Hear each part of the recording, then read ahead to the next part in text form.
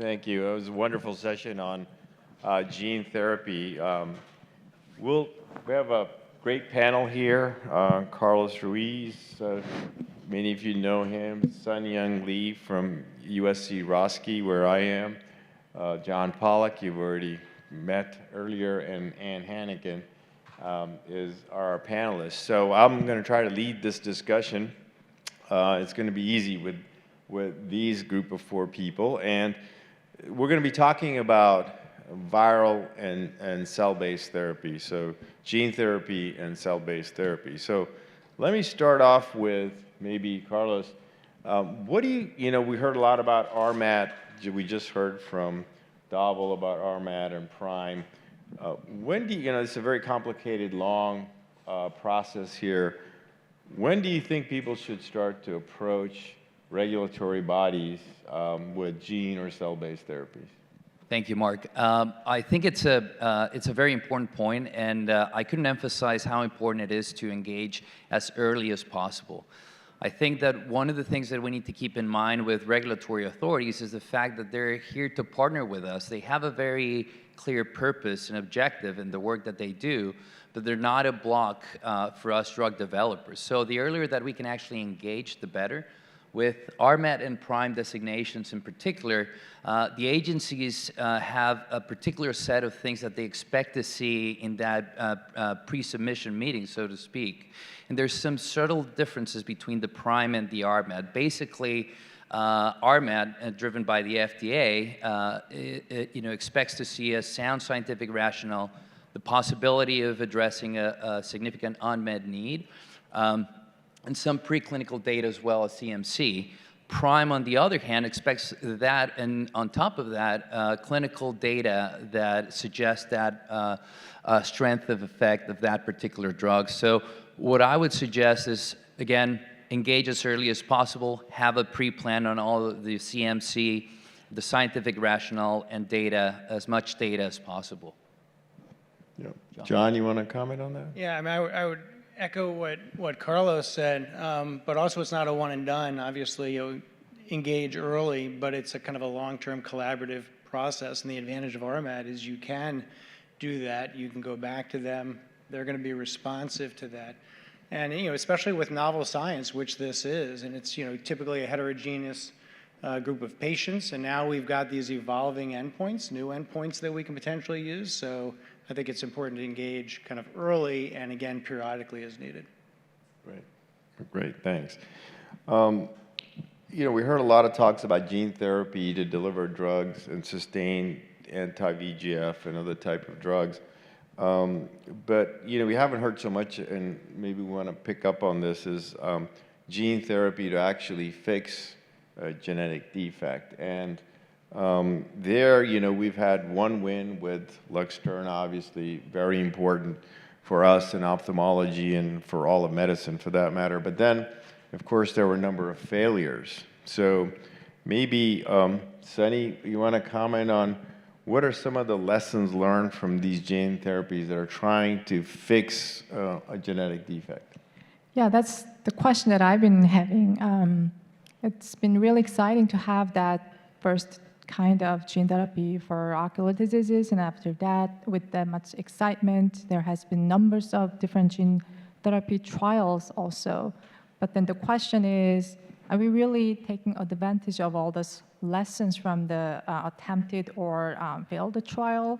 I see a lot of platform repeatedly, some are similar, maybe a little bit incremental in terms of the vector design and active targeting if you want to modify the vector in terms of the route, intravitreous or retinal, suprachoroidal. So that's the question that I don't know how, I'm not in position to ask the industry to collaborate or share the idea, but I think that's really what could be better, even moving forward to optimize the development of the gene therapy, having the lesson into those strategies. Mm-hmm. I've seen a lot of trial that kind of made a similar errors, possibly not necessarily intend to do so. So that's what I what I was thinking, like we should really share what are those really key points that has been learned from those failed trial. Carlos?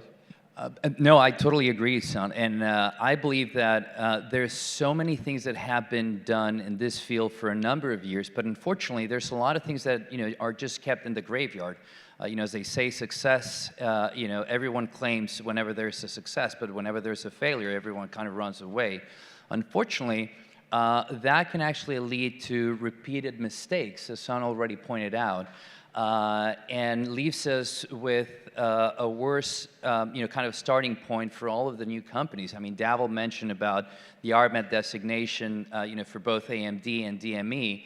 That was based on the strength of the scientific rationale, the data set as well, but a lot of the learnings that were not published, for example. And I believe there's a great opportunity for companies to be more forthcoming in publishing even negative results as well. Luxturna, Mark, you pick a great example there. With Luxturna in particular, I think we'll learn about the importance of that early collaboration, having a good preclinical data set to engage with the agencies, and the importance of actually proposing to the agencies additional endpoints of ways of validating the treatment effect of the drug that we're actually validating. So that, I think, is the key thing that we need to keep in mind as drug developers as well. Great. I don't know.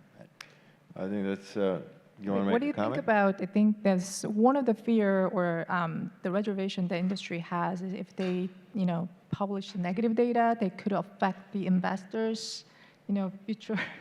What do you think about that perspective? Because I think that is underlying concern. Well, I would say that as a retina specialist, I think that is a concern that I can understand, also from the drug development perspective, particularly in the smaller startup companies as well.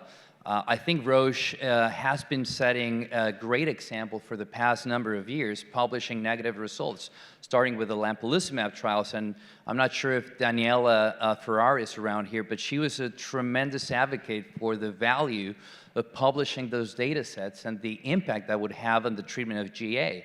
And I believe that we've learned a lot from those publications as well. From the smaller companies and the impact on the investor community, I think that's definitely something that I would welcome, someone else's perspective as well.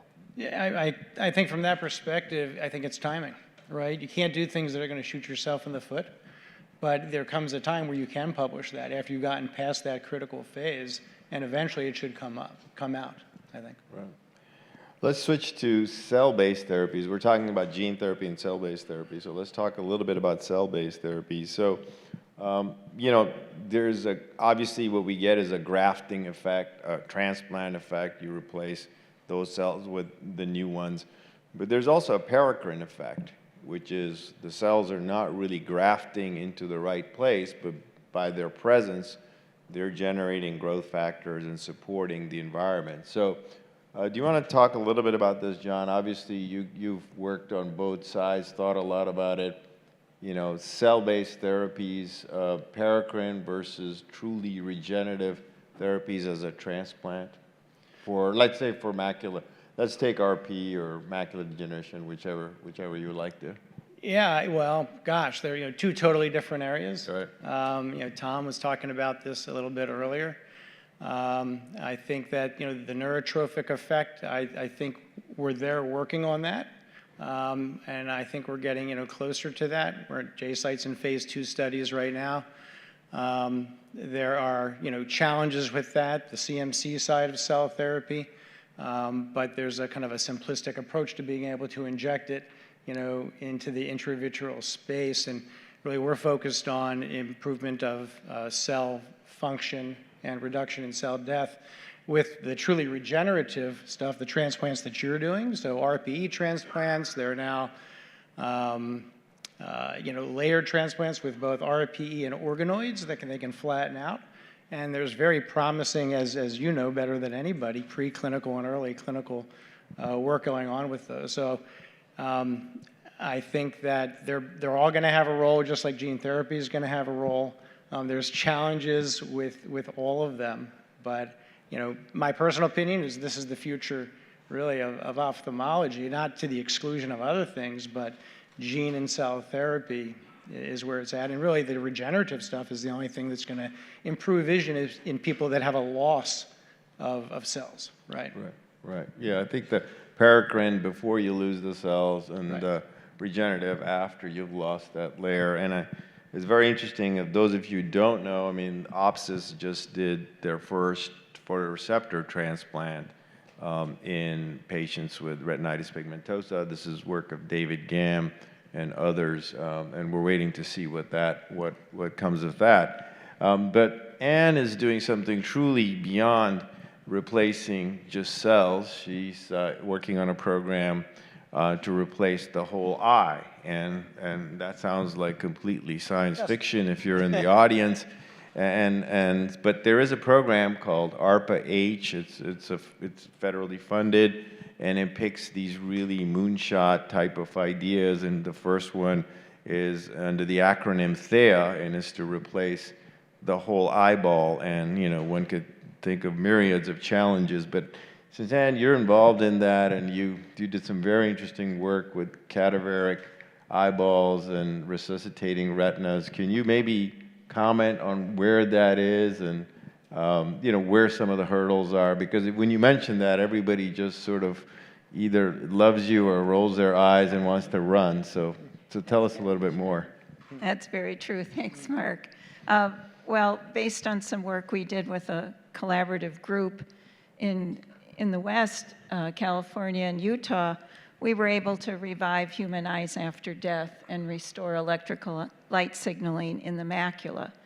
And the government took note of this and initiated a program called THEA for transplantation of the human eye allograft, which was funded in October of last year, with the goal of trying to extend this work toward whole eye transplantation. There are three main areas of focus. One is to preserve the human eye after death for up to 48 hours. The second is to induce optic nerve regeneration. And the third is to identify a surgical protocol that's simple and seamless for the ocular transplantation and work on immunoregulation to avoid rejection. There are 4 different consortia throughout the United States that have been awarded funds. There's a group at the University of Colorado run by Kia Washington, who's had a lot of experience in the field. There's a group run at Baskin Palmer by David C., who's an orbital specialist, and he's focusing on the surgical approach and preservation. There's a biotech company in Boston called Ingel Therapeutics that's working on a scaffold for optic nerve axonal regeneration. And then there's a group at Stanford, which is the largest, of which I'm involved, with Jose Sahel at Pittsburgh. And this is a group of 56 PIs across 26 institutes, which is, as you can imagine, a large number of people to coordinate. And we're covering all of the 3 different areas to move it forward. And there's been a lot of progress so far. I mean, we're involved in a group at University of California, San Diego, in the engineering department, where just a few weeks ago they were able to show that one of their novel nerve wraps can actually measure light signaling down the optic nerve behind the globe after stimulation by the eye. And they can show specific color responses and frequency responses and amplitudes and intensities. And all of these electrical readouts that I'm not an expert on, but I bet Mark could say a lot about them when he sees some of this. So there's a lot of exciting work going on right now. A lot of it is in large animals, in pigs. At least that's what we're doing in the San Diego area. But then there's a lot of work going on in smaller species as well. Great. Okay, so far thank you, Anne. So far we've touched a little bit on regulatory. We've touched a little bit about clinical trials, why things work, maybe why they didn't work. We talked a little bit about the different types of cell-based approaches, from single-cell therapies, RPE, photoreceptor, paracrine effect, where you're not putting the cells where they're supposed to, but they're helping the remaining cells stay alive. And we talked about the whole eye transplant, but switching a little bit to CMC, you know, our favorite area that we don't want to address. So, John, I mean, you know, how do we build out these banks? CAR-Ts, you know, that type of cell therapy for cancer, I mean, it took these companies quite a bit to ramp up and have those cell therapies there for that. How do you see CMC for the cell-based work for ophthalmology? Yeah, so, you know, based on our experience with, you know, retinal progenitor cells, I can say, yeah, it is not for the faint of heart, you know, and, you know, coming from the clinical side first and then over to industry, it's a whole new world. Then when you actually see the challenges, sometimes it seems like the clinical side, like showing an effect, is easier sometimes than the CMC side. And I think that's particularly true with cell therapy, especially novel cell therapies where people haven't done it before. Not for the faint of heart. So if you have cardiovascular disease, probably not an area that you want to go into. And the problem is taking it from, I think, from the lab and extending it kind of into human trials where you need to create something that is, you know, scalable, GMP compliant, and then you need kind of tight controls over cell viability and cell potency. And then you layer on top of that logistics. You have a manufacturing facility, and you have to maintain all of that when you get to a treatment site.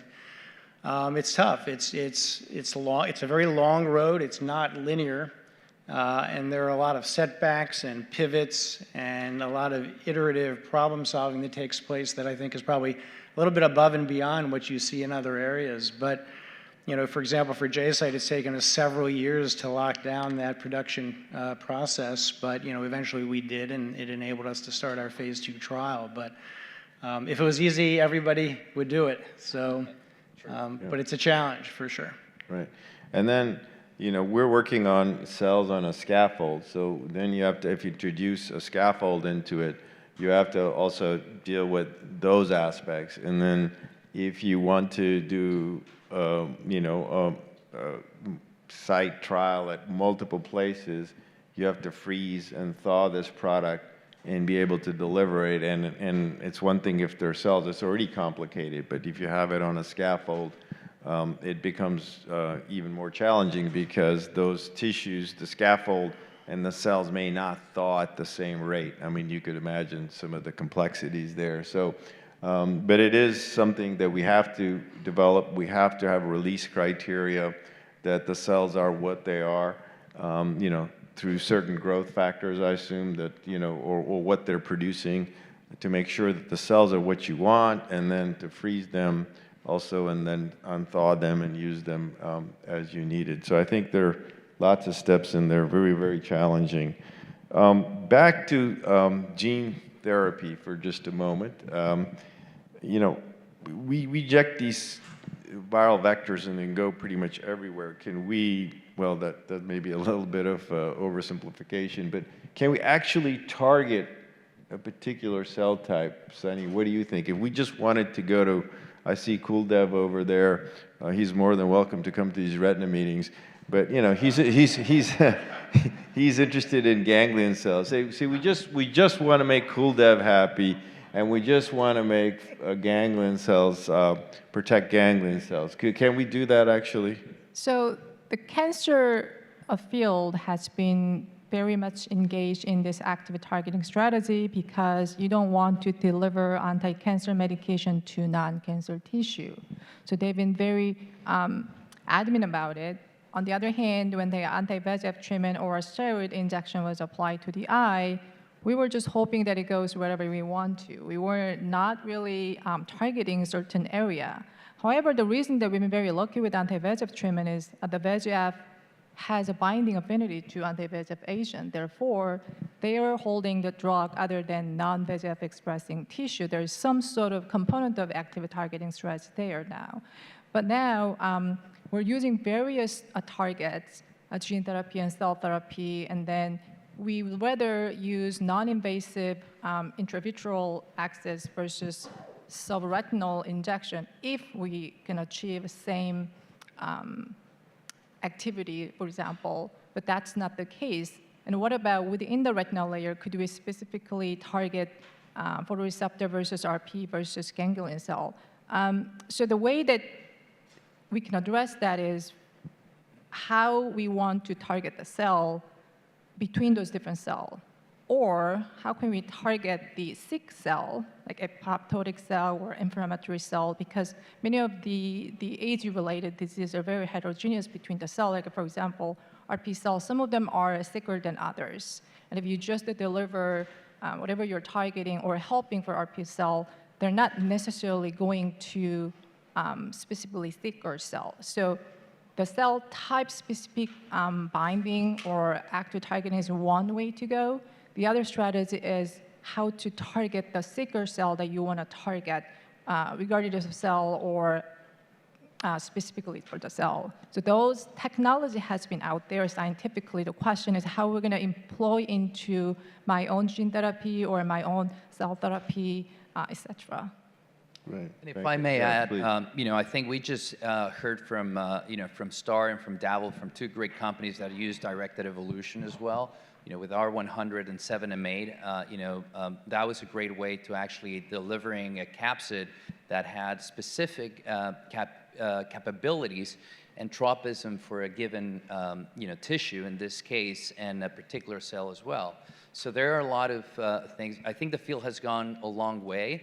And I definitely echo what Emmett said earlier today. I think the next 10 years are being already super exciting, and there's going to be a lot of great data coming out in the next few years. Right, and I think what's also very exciting is that there are a lot of people working on how to turn on and off gene therapy, and I'm working with a group that's doing that. And it's very interesting. Through a device-based approach, you can turn on and off gene therapy much like a switch. So we'll see what comes of there. There are other people that are doing it more molecularly. But, Anne, I want to end with this whole eye transplant thing, because I think every time we say, so who would be the best candidate? Is it somebody who's had 5 retinal surgeries, got a Tysical eye, or is it a 30-year-old who unfortunately suffered bilateral trauma, and who would be best for this sort of, your best guess. Nobody knows, I know, but who would be a great candidate for this? Well, it's assuming it's going to work. Right. We're going to give you the benefit of the doubt here. Well, you'd probably be focused on someone who's bilaterally blind and someone who has, there's so many challenges along the way. You don't want to necessarily start with someone who's elderly because they have to go on immunosuppression, and that's not something to take lightly in an elderly patient. I think you're probably looking at someone young, similar to the type of person who was transplanted by NYU about a year and a half ago. And that was a trauma. Pardon me? That was a traumatic case. It was a traumatic case. But it's someone who's bilaterally blind and young, and you don't know what's going to happen. You can't transplant one eye when you've got a healthy eye on the other side. Right. So it's hard to even know where this is going, but there's going to be so many supplemental technologies that spin out of this. And there's already a lot of novel ideas that have come out of this project that will have direct impact on vision restoration, and will probably be a lot safer and more feasible. A macular transplantation, for example, is one of them. And there's already a lot of work in the gene therapy field with retinal regeneration, able to show that you can regenerate specific cells in the retina in vivo if you use specific transcription factors that are known to induce cells to go back into the cell cycle and then differentiate into photoreceptors, bipolar cells, and RGC-like cells. That's being done right now in animal models. And there's a lot of work with retinal regeneration from RPE cells in vivo as well, in other animals, in fish. And the newt in particular and in chick. So once people figure out the pathways involved in that neurogenesis, I think that'll create a whole new field. We'll be talking about that in another few years as well. Right, thank you. Well, there's so many more questions to talk about, to address: clinical trial design, endpoints, when to intervene, but we're at the end of our time here, so we'll close up. I'd like to again thank my panelists for great answers, great discussion. Thank you very much. Thank you, Mark. Thank you. Thank you, Mark.